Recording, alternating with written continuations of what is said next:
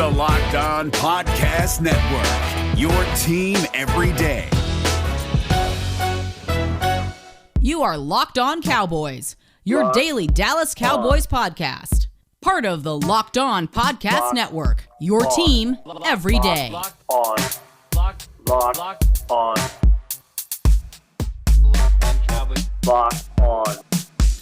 Cowboys. Welcome back to the Locked On Cowboys podcast, part of the Locked On Podcast Network. Thank you for tuning in. I am your host, Marcus Mosher. You can follow me on Twitter at Marcus_Mosher. And joining me today, as always, is Landon McCool. You can check him out on Twitter at McCoolBCB. You can also listen to him on the Best Coast Boys podcast. Landon, what's going on, sir? 1 week, 7 days. 7 days. We are on the precipice of it. It's kind of an overcast day here in Los Angeles, the first in a while. So it's good to kind of snuggle up on the couch with the laptop and watch some prospects to kind of finish up the rest of the week, start the end of the week right. And of course, as we get closer and closer to the draft, the takes and the rumors get sillier and sillier. Yeah, this is always like the longest week of my life because there's absolutely nothing happens, and yet there's so much excitement and there's so many rumors to get you gassed up and everything. It's a great time of the year. So, Landon, we're going to talk about some things that could potentially happen inside the top 10 before the Cowboys pick that could impact them, and then we're going to do some bold predictions in the second half of this show. And Landon, I've got two pretty strong takes, and I'm curious to hear your reactions too. The good thing is we didn't even go over these pre-show, so this is going to catch you a little surprise. But let's start at the very top of the draft with the 49ers at pick number 3. We know what the Jaguars are doing. We know what the Jets are doing. At least we think. The draft starts at 3. And I think it's fascinating, not only from a football perspective, to see what Kyle Shanahan and the 49ers do, but I do think the selection there is going to cause some pretty big ripple effects in the rest of the first round. So first and foremost, who do you think is going 3? Not who you think should go 3, but who do you think is going 3? It's tough. It really is kind of tough trying to unwind that yarn ball of truth and chum in the water to try to get people to come up and draft people. It's really difficult. I tend to think that there really isn't too much of a reason for Mac Jones, all the smoke for Mac Jones to be not true.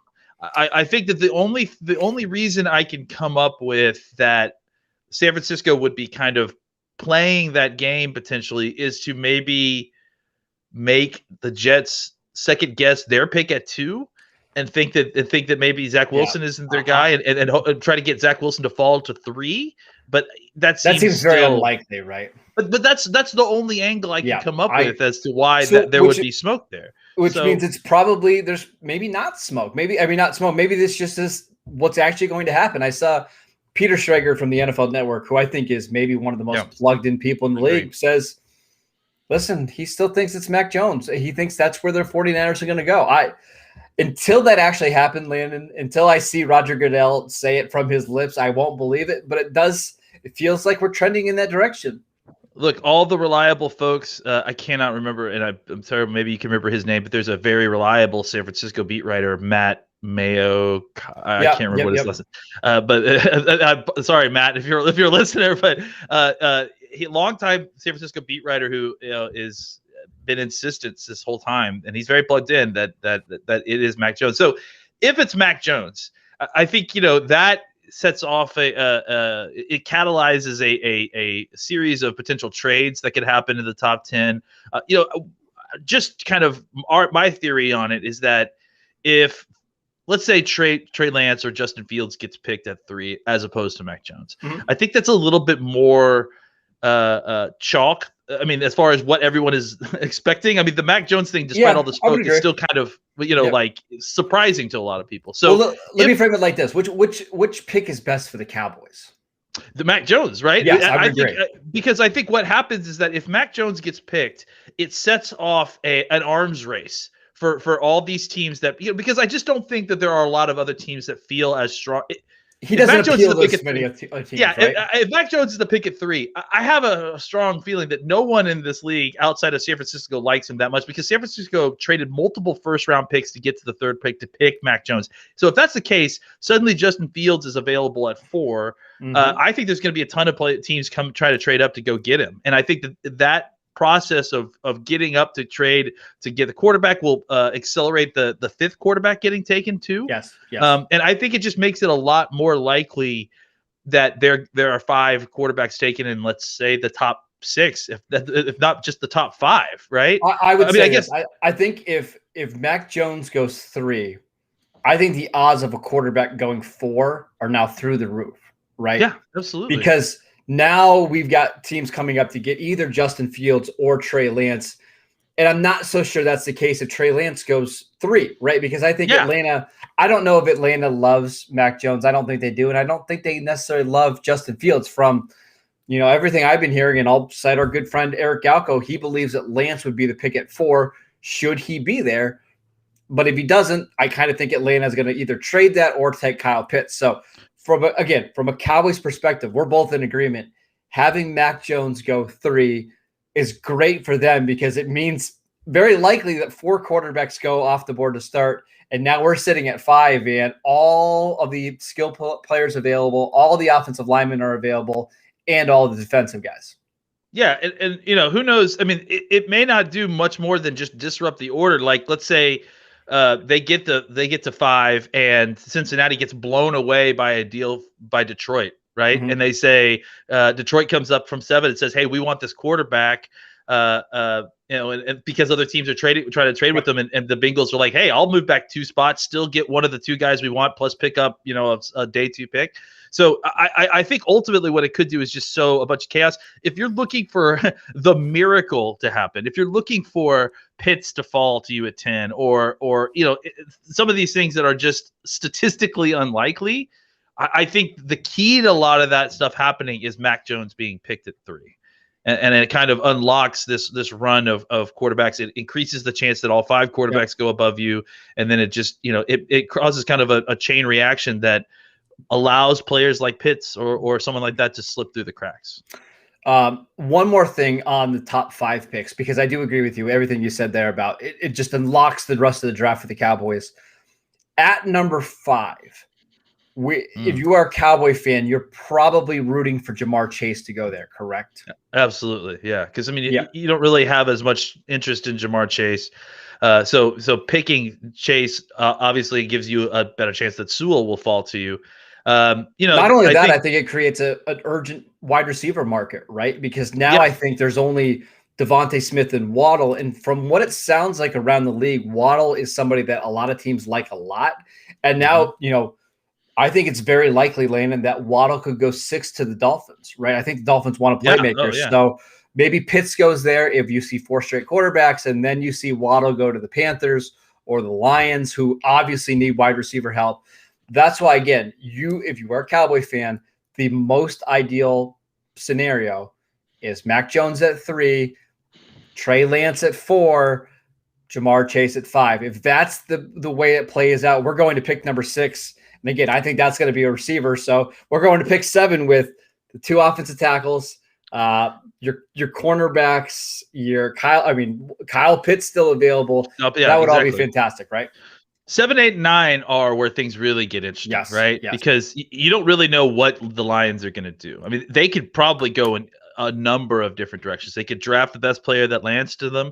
There's tons of talk right now. There's tons of smoke right now about them trading out of the first round and being a trade target for teams like, I think I heard the Chargers. Well, hold that one. We're gonna get to that one in a second, because I want to talk about that one. But right. I do think the Lions and the Panthers are very, very interesting, because they both have a lot of needs.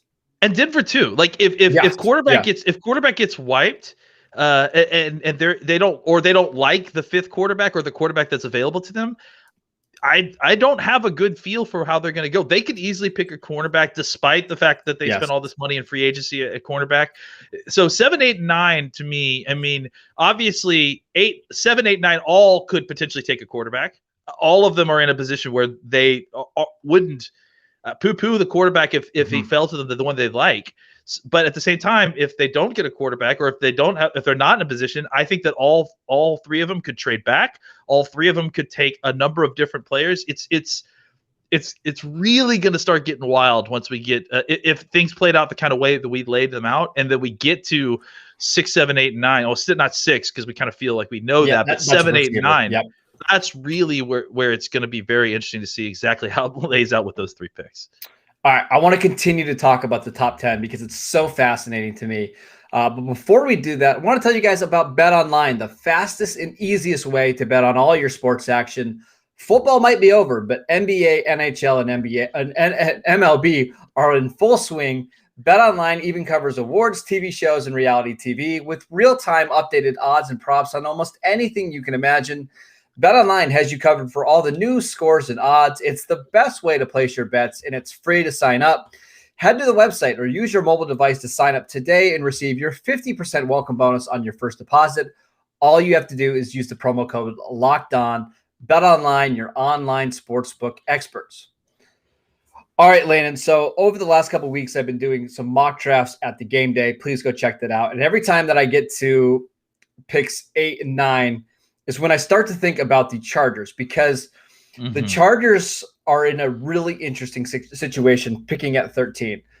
They are a team, I think, now that they have their franchise quarterback and they've got all these weapons and they've got a good defense, they're in a position to make a run now. However, they have a glaring hole at left tackle. Trey Pipkins is currently their starting left tackle, and their right tackle is Brian Bulaga, who has been kind of washed for the last couple of years. They need an offensive tackle, and I'm not sure they can wait at 13. I mean, you could potentially take a Christian Darrisaw if he's there, but the Giants need an offensive tackle. The Eagles could use an offensive tackle. We even heard the Cowboys like Christian Darrisaw a little bit. So I've been kind of exploring the idea of them potentially trading up for a offensive tackle. And then I saw yesterday Benjamin Albright from Pro Football Network said that they are interested in trading up inside the top 7 or 8 picks for, of course, Penei Sewell, Justin Herbert's former teammate, which makes a ton of sense. So my question to you, first and foremost, how likely do you think it is that the Chargers move up inside the top 10? And if Sewell is available at 10, would you consider moving back, Landon, from 10 to 13 if you're the Cowboys? On the chart, it's only worth like a 3rd-round pick. I can tell you the Cowboys aren't moving down from 10 to 13 for a 3rd-round pick. They're probably getting a 2, if not, maybe a 3rd and a 4th. Would you be open to doing that? I think it depends on who's on the board, because all right, so what if it's Surtain and Horn and Sewell are all available? And we're at week of 13, so you'd have to hope. Man, you'd have to hope you'd have to hope one of the Giants or Eagles don't take the 2 corners. I have to think that they will. One of them will take a corner, though. Probably. Right? So, yeah, I think I might. I think I might take that chance. And then worst comes to worst, if I get washed at 13, maybe I could trade back again, or maybe I could. I mean, there are players at 13 that I can't imagine Azeez Ojulari being gone. I can't imagine, guys that I like that I just don't love at 10 necessarily. That I would. I mean, honestly, Newsome might be an option at 13. Or listen, if the Chargers overpay and give you a second, Caleb Farley might even be an option for me there. Oh yeah, absolutely. You know what I mean? Yeah, totally. I just totally blanked on that. But yes, Farley, absolutely. I don't have a problem. It sounds like from what we're hearing now that, and I just think I heard this on the draft show this morning. Is like they think that there is, not so much of a short-term problem with Farley. It's more of a how long is this going to be a career shortener kind of thing, Which is scary. Yeah, which is scary. But I think, look, you've got him for 5 years, but part of the reason you draft somebody in the first round, especially high, is the opportunity cost, right? Like you don't get the opportunity to draft players like this. You don't have the opportunity to get players like this except at the top of the draft. You don't get that opportunity in free agency. You don't get that opportunity later in the draft. So I think the Cowboys would need to be a little bit careful with Farley because yes, you could convince yourself to say, okay, he's fine in the short term. I only have him for a 5-year deal, blah, blah, blah, blah. but you're then robbing yourself the opportunity of getting a player that you want to hold on to long term, who is a top of the league type player. So they have to be careful there. But I certainly wouldn't have a problem with the opportunity to trade back. And it's possible that you trade back to 13 and you get Horn. It's possible you trade back to 13 and you get Surtain. It's possible. So right. I think we're talking about Farley as like the worst case scenario, right? If you get wiped out. That's what you have to look at there, right? Because obviously we want Surtain and Horn there, and that's the risk we're taking. But you have to look at what the worst case scenario is when you do those trades, and if it's Ojulari or Newsome or Farley or Darisaw. I mean, again, we know they like Darisaw quite a bit. They have a first round grade on him. I mean, if you're picking Darisaw there and you get your future left tackle and you pick up another top 50 pick, it's not the worst case in the world, right? Worst. No. You still have what now? 4 other picks inside the top 100 to address your defense. And you can still trade back into the first round to get, any of those guys that we just mentioned that could fall. Ojulari, Farley, Barmore probably comes in. Yeah, I mean, a lot more players become available. If that extra draft capital gives you the opportunity to get back into the first round and get a defensive player, if for some reason you get to 13 and Darisaw is the guy you want to take. Are you buying that the Chargers are interested in trading up inside the top 10? I think I am simply because of the fact that what you just said, like there's opportunity cost. They're not that far away. They're a pretty decently built team already. And I think you have to put your foot to the gas when you're trying to, maximize a rookie quarterback contract. So I wouldn't be surprised if they did it. It's also worth noting that the Chargers have 2 third-round picks. So maybe if they don't want to give up that pick 47, they try to package 2 thirds and maybe a later day 3 pick. But they've got the draft capital, and they just have one glaring need. If you can give up a couple picks and make sure that you go get your franchise left tackle, I think that makes a ton of sense. I think the Lions and I think the Panthers are teams that are going to want to bail. And if they can drop down in this draft and pick up extra picks, I think that's where it makes a lot of sense. Any other thoughts on the top 10, what you're hoping to see, what you anticipate seeing? I just imagine that, it's so wide open. It could be that you have 5 trades in the top 10. You could have, including the ones you've had already, you could have no more trades. It could just go chalk from here on out. And it's really kind of wild how wide open the top 10 is.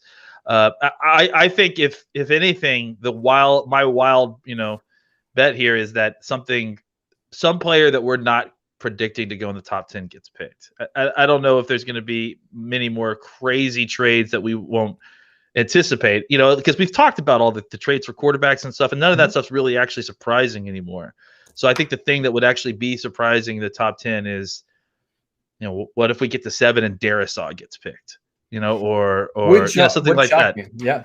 No, it's not so much shocking when you look at it afterwards, but we've been talking about the same players for months and months and months. Well, it's like Detroit's the one team that I could see really surprising us. I'll give you a spoiler. I'm working on a mock draft right now, and I've got Kwity Paye going 7 to Detroit, right? Staying in the state of Michigan. They really don't have any pass rushers. Seems like, a lot of people believe he's going to be a top 12 pick. Would that completely shock you? No, but that kind of selection quickly changes the value of 10, because now it's not so much, okay, is one of Surtain or Sewell or Slater there? It might be 2 or 3 of those guys are there, making trading down way, way easier. Let's take one more quick break, Landon, so I can tell you guys about Rock Auto. RockAuto.com is a family business serving auto parts to customers online for 20 years. They have everything from engine control modules and brake parts, motor oil, and even new carpet. Whether it's for your classic or your daily driver, get everything you need in a few easy clicks delivered directly to your door. The RockAuto.com catalog is unique and remarkably easy to navigate. Quickly see all the parts available for your vehicle and choose the brands, specifications, and prices that you prefer. Best of all, prices at rockauto.com are always reliably low, and they're the same for professionals and do-it-yourselfers. Why spend up to twice as much for the same parts? Go to rockauto.com right now and see all the parts available for your car or truck. Right, Locked On in the How Did You Hear About Us box, so they know that we sent you. Amazing selection, reliably low prices, all the parts your car will ever need. Visit rockauto.com today. All right, Landon, I've got 2 bold predictions here that are probably completely baseless, and I want your thoughts on them. They both relate to the Dallas Cowboys. Thought number 1, as we are a week away from the NFL draft, I get the feeling that the Cowboys might like J.C. Horn better than Patrick Surtain. Now, I think Surtain has the higher floor. I think Surtain might even have the higher ceiling as well. I just wonder if the Cowboys look at J.C. Horn and his attitude, his aggressiveness, how relentless he is. We saw the team tweet out a very interesting video yesterday with Kyle Pitts, right? Where they asked Kyle Pitts, who is the toughest defender you win against? And he said J.C. Horn. It's also noteworthy that Kyle Pitts played against Patrick Surtain as well. Would it shock you if the Cowboys did value Horn over Surtain? No. It wouldn't shock me at all, honestly. I mean, I think that even with where I've got them graded or where most people have them graded, they have them in the same tier for the most part. I mean, I think everyone's different, but I think that there's probably a general consensus that Surtain is rated higher, but I mean, that doesn't mean anything. Like, you know what I'm saying? I think it's all about the eye of the beholder, and I think that clearly very few people are going to poo-poo an argument about the value of these 2 players. I think that they are, I think there's lots of podcasts out there arguing and debating this right now. I think that this is something that's been discussed a lot. And ever since Farley, the injury stuff came out with Farley, the conversation has been Surtain versus Horn as the top corner. And like I said, there may be a consensus that Surtain is rated higher by the draft community, but it's not like it's so there's a lot of daylight between these 2 players. So, and again, I think you and I have discussed this as well. The Surtain versus Horn conversation is a lot of the high floor versus high ceiling players. I mean, I think that you are right in the sense that people are discounting how high Surtain's ceiling can be. Yes. Because they think that he is an overly finished player. And he's maxed out. Yeah. I don't know that that's necessarily true. I mean, there's, even in Alabama, it's still not professional football yet. You still have to do school. You still have lots of other things to do. So I think there is still ways to go for Surtain. But I think that, if you look at what Horn brings, I mean, they are different types of players, and their demeanors and their playing styles are different. In the tags are close enough that if you prefer one playing style to the other, maybe that's the deciding factor, and maybe that's what makes you choose Horn over Surtain. I certainly am not going to get all upset about it because I do think that they are very close prospects. I would agree. I still prefer Patrick Surtain, but if you told me J.C. Horn was the pick, even over Surtain at 10, I wouldn't bat an eye, honestly, because I think you can make the argument, hey, this one is a little bit more aggressive. I think we like his demeanor maybe a little bit more. We think he's got some superstar upside, and that's why we picked him. It would not be shocking if they got into these Zoom calls with both Surtain and Horn, and Dan Quinn just fell in love with J.C. Horn. I think it would be hard not to do that. So just, again, total gut call. Wouldn't surprise me at all. Real quick. Yeah, go ahead. I think the video stuff reminds us that these guys have way more information than we do. Yes. And sometimes we need to remember that. And so I think if they pick someone like Horn, I mean, we should all be giving them the benefit of the doubt that they know these players better than we do. We're watching them on tape, and we're trying to watch as much as we can, evaluate the film. But these guys get more than just the film. They get to talk to these guys' coaches. They get to talk to these guys directly. They get a lot more information. So I'm definitely, if they pick Horn over Surtain, I'm definitely giving them the benefit of the doubt and seeing how it plays out before I'm getting all upset that my guy didn't get picked up. I would agree. My last bold prediction, I believe the Cowboys are going to take a pass catcher on the second day of the draft. And that might be high for some people, but let me make the argument, Landon. Okay. After the 2021 season, here are the pass catchers you have under contract. You have Amari Cooper, CeeDee Lamb, and Blake Jarwin. That is it. There's no depth anywhere, on this roster in terms of pass catcher. If you want to look at who has any guaranteed money left after the 2021 season, it's only CeeDee Lamb. He is the only pass catcher on this team that has guaranteed money left after the 2021 season. So I think you could make a case that the Cowboys would love to grab somebody probably in the third round, either at tight end or receiver. At receiver, maybe it's to eventually fill in Michael Gallup's role. Remember, you're also potentially losing Cedric Wilson, who is a free agent. Noah Brown is a free agent. Dalton Schultz will be a free agent, at tight end after this year.